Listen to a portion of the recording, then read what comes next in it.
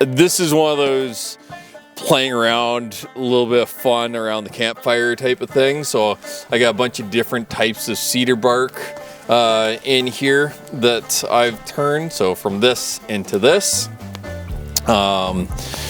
being one of the easier materials that I found. Now this one here, I was looking up different materials that I can go and find in order to be able to create natural cordage. This is corn husk. So you go to the farmer's market and all that big pile of corn husks, that's all it was. Now this one's a little bit loose, just because I did it while it was green instead of letting it dry out first. So that's why you get some of the strands like that are nice and wide instead of tightly knit like it should be. So it should look something like that the entire way down, but that was just messing around with it. You have stuff like this. This is milkweed.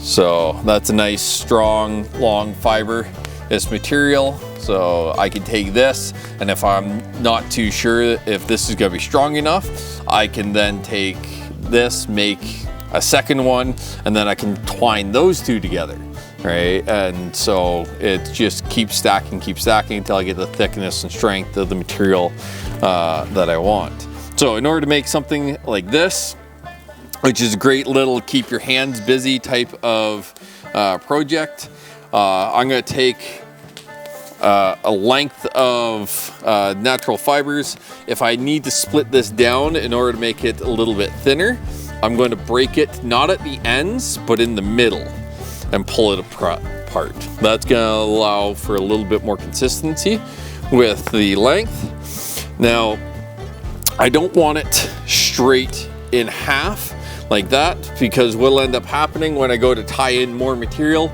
both of these ends will be at the same weak point. So I want these to be offset. So I'm gonna offset them like that. In order to be able to start it, all I'm gonna do is take my material and I'm gonna start twisting. If you twist up material, naturally what will end up happening is it'll start coiling in on itself.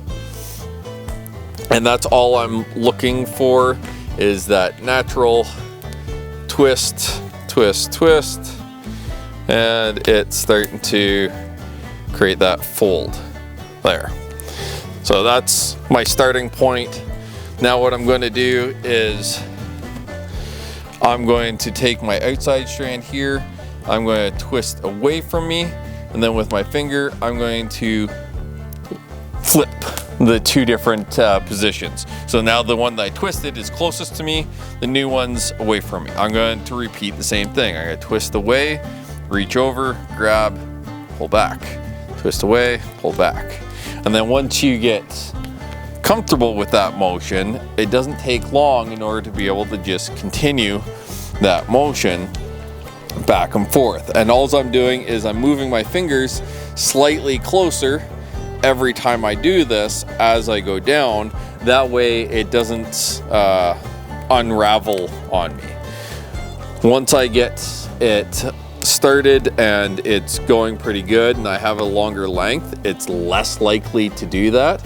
And I want to try and keep this material as tight as possible the entire time that I'm doing it, because the more the fibers are pulled apart, the weaker it is, because I'm pulling on individual fibers instead of a cluster of fibers.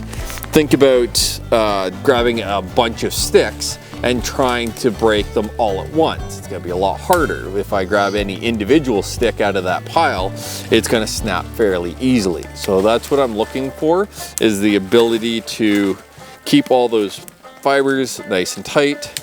And even while talking, I already have a couple inches of rope already made.